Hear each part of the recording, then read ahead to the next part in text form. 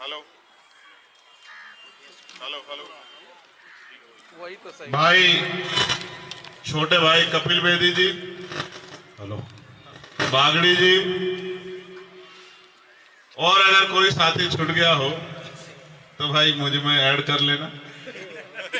हमारी दो महिला नेता, हमारी दोनों बहनें पीछे बैठी हैं, उनका भी, सतपाल साहब का, सबका धन्यवाद। मंडावली की महान जनता का धन्यवाद।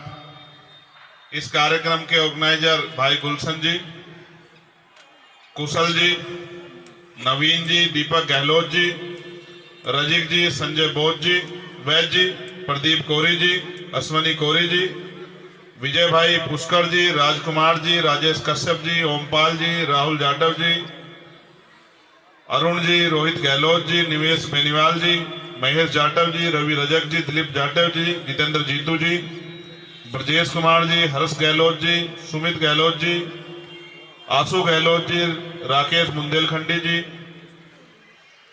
और भाई अनिल साहब, अनिल जी उर्फ अन्नी जी, छोटे भाई अंजनी जी, मंडावली के ग्राउंड में आया। यहाँ एक ग्राउंड है और ये जो परिवार जिसकी जोड़ी की बात कर रहे थे, हमारे बहुजन सिंगर मेहरा जी, इसी परिवार ने यहां साए की तरह मुझे इस लड़ाई को लड़ने में छांव दी और मदद की। इस परिवार का मेरे ऊपर ऋण है, मैं उसको कभी जिंदगी भर नहीं भूल सकता हूं, क्योंकि छोटी छोटी लड़ाई लड़कर ही बड़ी लड़ाई लड़ी जा सकती है। आज ये लड़ाई काफी आगे बढ़ गई है। दिल्ली में विधानसभा का चुनाव है। दिल्ली चुनाव पे भी मुझे आपसे बात रखनी है। इसके बाद एक कार्यक्रम और है, उस कार्यक्रम में भी हमें पहुंचना है। उधर सामने बहुत सारे सज्जन पुरुष जो हैं, जो नौकरी से रिटायर हुए हैं, उनके आसपास के साथी भी मुझे अशोक जी और दिख रहे हैं। हम महापुरुषों को पूजते तो बहुत हैं, लेकिन उनके दिखाए रास्ते पे कम चलते हैं। अगर हम महापुरुषों को पूजने के साथ उनके दिखाए रास्ते पे चलना शुरू कर दें तो शायद हमें किसी परेशानी के लिए किसी के आगे हाथ ना फैलाना पड़े, क्योंकि डॉक्टर बाबा साहब अम्बेडकर भारतीय संविधान में इस तरह की व्यवस्था कर गए हैं कि जो आदमी गरीबी, बेबसी, लाचारी और बहुत बुरी हालात में पैदा हुआ है, वो भी आगे बढ़ के प्रदेश और देश में अपना, अपने क्षेत्र का नाम भी रोशन कर सकता है, क्षेत्र की, प्रदेश की, देश की सेवा भी कर सकता है और लोगों की जिंदगी भी बदल सकता है। इसके उदाहरण के लिए आपको कहीं और जाने की जरूरत नहीं है। इसका जीता जागता उदाहरण मैं चंद्रशेखर आजाद आपके सामने। हमने दिल्ली में बहुत सारे आंदोलन किए, लड़ाइयां लड़ी, जितनी हमारी उम्र भी नहीं है उससे ज्यादा, कई गुना ज्यादा आंदोलन देश के स्तर पे हम लोगों ने किए। और आंदोलन सिर्फ जनता की भलाई के लिए, अपने व्यक्तिगत किसी भले के लिए शायद कोई आंदोलन ना किया। ये संघर्ष का एक पहलू है, लेकिन जैसे मैंने कहा कि उदाहरण के तौर पे आप मुझे देख सकते हैं, तो उसका उदाहरण ये है कि 1 साल पहले हम लोग सड़कों पर थे, हर आंदोलन में शामिल होकर लोगों को न्याय दिलाने का काम करते थे। और जब हम आंदोलन करने जाते थे तो कभी पुलिस हमें घर पर अरेस्ट कर देती थी, कभी किसी जगह पर अरेस्ट कर देती, कभी बैरिकेडिंग लगा देती थी। और 1 साल पहले हमने अपनी कोर कमेटी के साथियों के साथ संकल्प किया। ये संकल्प तो मैंने 6 दिसंबर 2020 को भी किया था लेकिन तब पार्लियामेंट का चुनाव जा चुका था कि इस बार इस संसद के दरवाजे खुलेंगे तो इसमें एक कदम आजाद समाज पार्टी और भीम आर्मी का भी रखा जाएगा। और जब इस बार 24 में दरवाजे खुले तो जो कमिटमेंट हम लोगों ने किया था अपने साथियों से, उस कमिटमेंट को आगे बढ़ाने का काम हमने किया। क्योंकि हम लोग उत्तर प्रदेश में 2 ही सीटों पर चुनाव लड़े थे। एक सीट पर हमने चुनाव में जीत हासिल की और दूसरी सीट पर हमें 80,000 से ज्यादा वोट मिले। मैं ये बात आपको इसलिए कह रहा हूं कि कल तक जिनकी सुनवाई नहीं होती थी, आज भारतीय संविधान में जो संवैधानिक शक्ति हमें दी है, उस शक्ति के आधार पे जो कल तक दूसरों के लिए न्याय मांगता था, आज उसकी कलम में इतनी ताकत है कि वो लोगों को न्याय दिलाने का काम कर सकता है, न्याय दे भी सकता है। ये छलांग बाबा साहब अम्बेडकर के संविधान ने शक्ति के रूप में हमें दी। कल तक हम लोगों से मांग करते थे कि इस क्षेत्र में काम करा दो। आज संवैधानिक शक्ति की वजह से एमपी बजट हमारे पास है कि हम अपने क्षेत्र में जिस गली सड़क को देखते हैं कि इस गली सड़क के बुरे हाल है, तो चंद मिनटों में अपने क्षेत्र के अधिकारियों को कह के अपने बजट से उस सड़क को बनाने का प्रस्ताव जो है पारित करते हैं और 1-1.5 महीने के अंदर वो सड़क, जहां गारा, मिट्टी, कीचड़, गंदगी, परेशानियां होती है, वो इस तरह की बनकर खड़ी हो जाती है कि उस सड़क पर चलते हुए आदमी, जूते भी ना हो तो नंगे पैर चलते हुए अपने आप को अच्छा महसूस करता है कि हमारी सड़क अच्छी है। ये अवसर अगर पैदा हुए हैं तो ये संवैधानिक शक्ति इसके आधार पे पैदा हुए हैं। जैसे पढ़ लिखकर हम लोग, अगर हमारे दादा परदादा गांव में खेती किसानी, मजदूरी, सफाई का काम या और भी कोई काम जिसको कर कर अपना जीवन गुजर बसर करते थे, लेकिन आज इस देश में संविधान की वजह से अवसर है कि एक किसान, मजदूर, गरीब परिवार का बेटा भी पढ़ लिखकर डॉक्टर, इंजीनियर, आईएएस, आईपीएस, वकील, जज बन सकता है। आज अगर झोपड़ियों से निकल के महलों तक मैं ये सोचता हूं एक डॉक्टर, इंजीनियर, आईएएस, आईपीएस बनने के लिए तो कई साल मेहनत करनी पड़ती है, 10-12 घंटे खर्च करने पड़ते हैं, ये तो मेहनत का काम।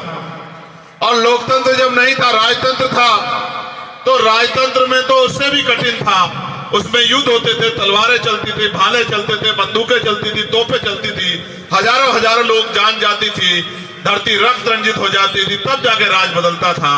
अब तो बाबा साहब अम्बेडकर के आशीर्वाद से पहले बैलेट का बटन दबा, बैलेट में मोहर लगाकर, और अब ईवीएम का बटन दबाकर आप इस राजकाज को बदल सकते हो। कितना आसान कर दिया। लेकिन जैसे मैंने कहा कि पहले युद्ध करने के लिए तलवार चलानी सीखनी पड़ती थी, भाला चलाना सीखना पड़ता था, बंदूक सीखनी पड़ती थी, बंदूक खरीदनी पड़ती थी, तलवार खरीदनी पड़ती थी, तोप खरीदनी पड़ती थी। अब तो कुछ भी नहीं खरीदना। अब तो बस अपनी उंगली को इतना तैयार करना है कि जिस बटन को दबाकर हमें शक्ति मिलती है उसी बटन को दबाना है, बस दूसरा बटन नहीं दबाना। इतना छोटा सा काम। हमारे महान पुरुषों ने तो ये भी कहा कि राजनीति में हिस्सेदारी नहीं करोगे तो उसका सबसे बड़ा नुकसान ये होगा, उसका सबसे बड़ा दंड ये होगा कि अयोग्य लोग आपके ऊपर शासन करेंगे। हमारे लोगों ने इस बात को नहीं समझा, नहीं समझा। हमारे लोगों ने राजनीतिक शक्ति दूसरे लोगों के हाथ में दे दी और इंतजार करते रहे कि ये हमारी जिंदगी बदलेंगे। इसी का खामियाजा हम लोगों को भुगतना पड़ा। मैं आपसे कहना चाहता हूं, जो बहुत दिन पहले डॉक्टर बाबा साहब अम्बेडकर कह के गए थे कि political power is the master की, राजनीतिक सत्ता वो चाबी है जो आपकी सारी परेशानियों का हल कर सकती है। राजनीतिक सत्ता वो सुनहरी चाबी है जो आपकी सारी परेशानियों का रास्ता खोलकर आपकी जिंदगी को आसान कर सकती है। लेकिन हम लोगों ने इस बात को नहीं समझा, और जहां जहां समझा वहां हमारे दुख तकलीफें भी खत्म हुई और हमें ताकत भी मिली। लेकिन नौजवानों में तो भीम आर्मी आजाद समाज पार्टी के साथियों ने संघर्ष करके ये भावना पैदा कर दी है कि अब वो कोई और बटन नहीं दबाना चाहते, वो अपनी मुक्ति का, अपने लिए शक्ति का बटन, आजाद समाज पार्टी का बटन दबाना चाहते हैं। ये भावना नौजवानों में तो भीम आर्मी आजाद समाज पार्टी के संघर्ष से पैदा हो गई। आज ये देखो, जो बड़ी बड़ी पार्टियां कभी जाती नहीं थी, जिनके पीछे खड़े होकर लोग राजनीति करते थे, हमने पिछले 7-8 साल से संघर्ष करके एक नया ट्रेंड बनाया है कि अगर आज कहीं कोई घटना होती है तो सारी पार्टी भागने का कोशिश करती है कि जाओ जाके दुख तकलीफें दूर करो। मैं कुछ घटनाएं रख देता हूं। हाथरस की घटना हुई, कोई जाने को राजी नहीं था। मैंने और हिमांशु जी ने मोर्चा लिया कि हम लोग हाथरस चलेंगे। हम लोग हाथरस के परिवार से विकट परिस्थितियों में मिलने गए। मोर्चा लगाया गया कि पुलिस को किस तरह से, पुलिस के आंखों से बच के जाना है, और मोर्चा सफल भी हुआ। जब यहां पकड़े गए टोल पर खजारसी के, तो पुलिस के पकड़ने से पहले सरकारी बस में चले गई। सरकारी बस को घेरने से पहले कपिल जी के जरिए मोटरसाइकिल के रास्ते अलीगढ़ चले गए, और अलीगढ़ में जब मुख्य द्वार पे पुलिस खड़ी थी तो दीवारें को टाप के पिछले दरवाजे से अस्पताल चले गए। और फिर जब यहाँ हमारी बच्ची जो है, हमारे डिमांड पे हमने कहा एम्स ले आओ, एम्स की बजाय सफदरजंग लाई गई, तो सफदरजंग में जब उसके साथ अन्याय हुआ, उसकी जान चली गई, और हम लोगों ने मोर्चा लिया, तो हमसे वादा करके पुलिस ने वादा खिलाफी की और हम लोगों को गिरफ्तार कर दिया और उस बच्ची का शव जो जाके जला दिया। आप देखो, उससे पहले कोई जाता था कि हमारी बस्तियों में?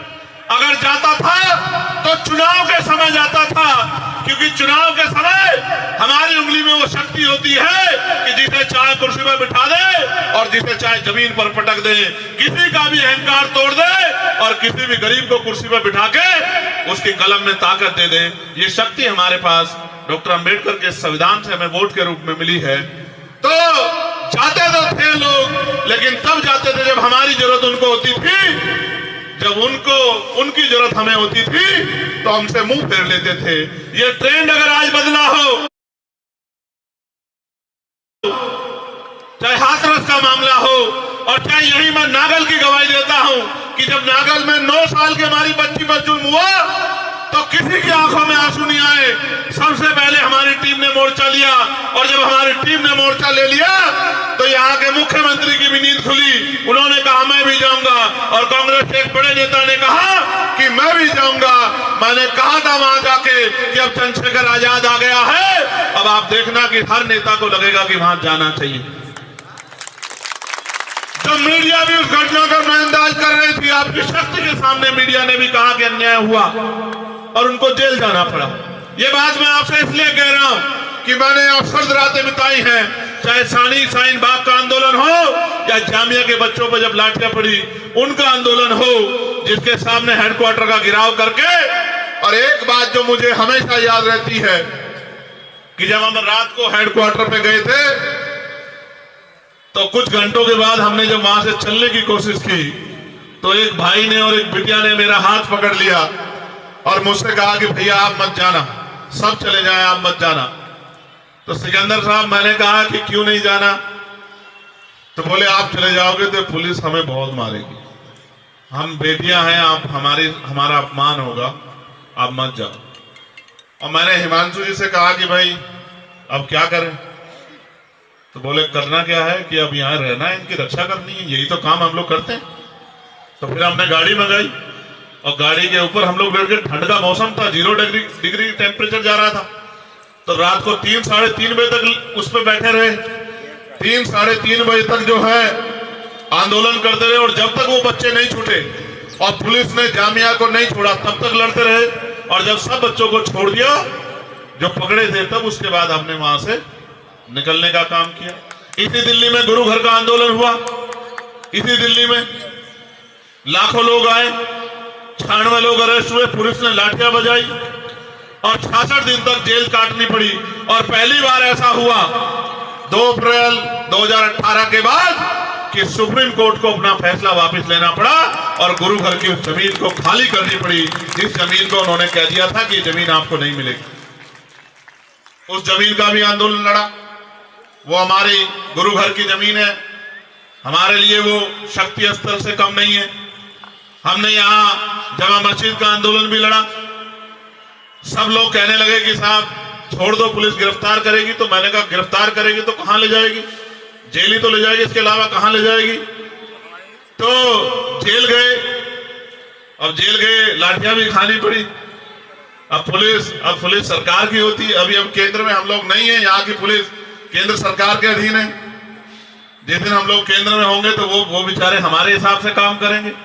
तो बहुत नुकसान उठाना पड़ा, जेलें काटनी पड़ी निर्दोष होते हुए। पुलिस से कोर्ट ने पूछा कि बताओ चंद्रशेखर का अपराध क्या है? वो तो वकील आदमी है। तो उन्होंने कहा साहब इन्होंने भड़काऊ भाषण दिया। कि भड़काऊ भाषण क्या था, दिखाओ।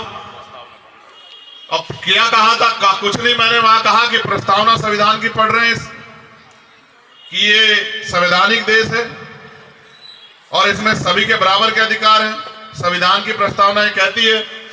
तो उन्होंने कहा साहब भड़काऊ भाषण कहा, सुनाओ।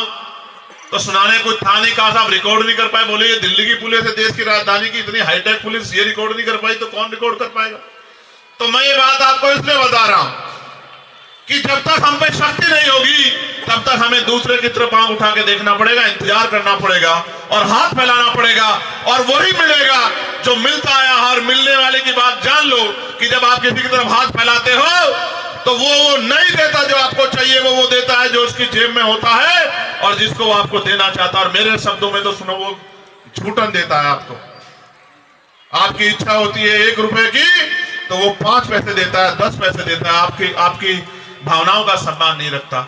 लेकिन जब बाबा साहब अम्बेडकर संविधान में हमें वोट का अधिकार देके गए हैं और इस वोट की शक्ति के आधार पे राजा महाराजा बड़े नेता जिन्होंने हमारी बस्तियां नहीं देखी, जिन्होंने हमारी परेशानियां नहीं देखी, हमारे घर नहीं देखे, हमारी तकलीफें नहीं देखी, हमारा भूखा पेट नहीं देखा, हमें गटर में उतरते नहीं देखा, हमें मार खाते नहीं देखा, हमें गटर में मरते नहीं देखा, 7,000, 12,000, 11,000 पे अपने बच्चों को पालते नहीं देखा, जिन्होंने हमें हमारी रोटियों को नहीं देखा, जिन्होंने हमारे खाली बर्तनों को नहीं देखा, जिन्हें आज भी हमसे गैर बराबरी का एहसास होता है, वो भी हमारे बीच में आते हैं, हमारी माओ के पैर छूते हैं, हमारी बहनों का हाथ पकड़ के कहते हैं कि आप मेरी बहन हो, हमारे घरों में आते हैं, हमारे बीच में बैठ के खाना खाते हैं, हमारे गिलास में पानी पीते हैं। कभी कभी गिलास अपना ले आते हैं लेकिन पानी पीते हैं, बर्तन अपने ले आते हैं, खाना अपना ले आते हैं, हमारे बीच में बैठ के खाते हैं। ये साबित करने की कोशिश करते हैं कि हम आपके हितैषी हैं। लेकिन जब आप पे जुल्म होता है, जब आपके अधिकार छीनते हैं, जब आप कहते हो कि ठेका नहीं होना चाहिए, संविदा नहीं होनी चाहिए, पक्की नौकरी होनी चाहिए जो संविधान कहता है, समान काम समान वेतन होना चाहिए, तो तब वो सब लोग घर भाग जाते हैं। मैं घटना और बताता हूं। कोरोना काल में मुख्यमंत्री जी ने घोषणा की कि हर कोरोना वॉरियर को 1 करोड़ रुपए मिलेगा। क्यों भाई, यही थी ना घोषणा? एक हमारा सफाई कर्मचारी भाई जिसका जीवन खत्म हो गया, उसके परिवार के पास हम गए, हमने कहा भाई मोर्चा निकलेगा। अब मोर्चे से बड़ी डरती है सरकार, मोर्चा निकलेगा, घोषणा हुई तो सरकार के लोगों ने बुला लिया। हमने उसको वादा किया कि एक नौकरी दिलाएंगे और 1 करोड़ रुपया दिलाएंगे जो आपका अधिकार बैठता है। सरकार ने उनको नौकरी दे दी चुपचाप और 10 लाख रुपए दे दिए और उससे कहा कि चुप हो जाओ, घर में जाके बैठ जाओ। हमने इनसे कहा कि मोर्चा निकालेंगे चलो, तो बोले वो तो लड़ ही नहीं रहे। तो मैंने कहा क्यों नहीं लड़ रहे हैं? उन्होंने बताया कि ऐसा ऐसा हो गया। तो मैंने कहा बताओ कि अपना 90 लाख रुपए खो दिया उसने। बोले ये मिल गया, ये भी बहुत है, आपके जाने से ये मिल गया। यही दिल्ली में नए साल पे एक बेटी को घसीटा गया था, आपको याद होगा, 10-11 किलोमीटर बवाना में उसके परिवार के साथ जाके उसके ऊपर हुए जुल्म की लड़ाई हम लोगों ने लड़ने का काम किया। तो हमने कोशिश की आपकी आवाज बनने की। अब आप कोशिश करो हमें ताकत देने की। अगर आपने ये कोशिश कर ली, भाई सेंसर वहां खड़े हैं, मैं जिम्मेदारी से कह रहा हूं, अगर आपने ये कोशिश कर ली और अगर आपने एक मौका बड़े पैमाने पे नहीं छोटे पैमाने पे भी आजाद समाज पार्टी को दे दिया, भीम आर्मी को दे दिया, तो आप याद रखना, जब मैं अपने यहाँ चुनाव लड़ रहा था मुझसे कहते थे क्या करेगा अकेला चंद्रशेखर, तो मैंने कहा था कि डॉक्टर अंबेडकर भी अकेले थे, मान्यवर कांशीराम साहब भी अकेले थे और चंद्रशेखर भी अकेला। एक मौका मिलने दे तो बताऊंगा पार्लियामेंट में, अगर इस नीले पटके वाले ने अपनी अलग पहचान ना बनाई तब आप कहना। और आज आप देखो कि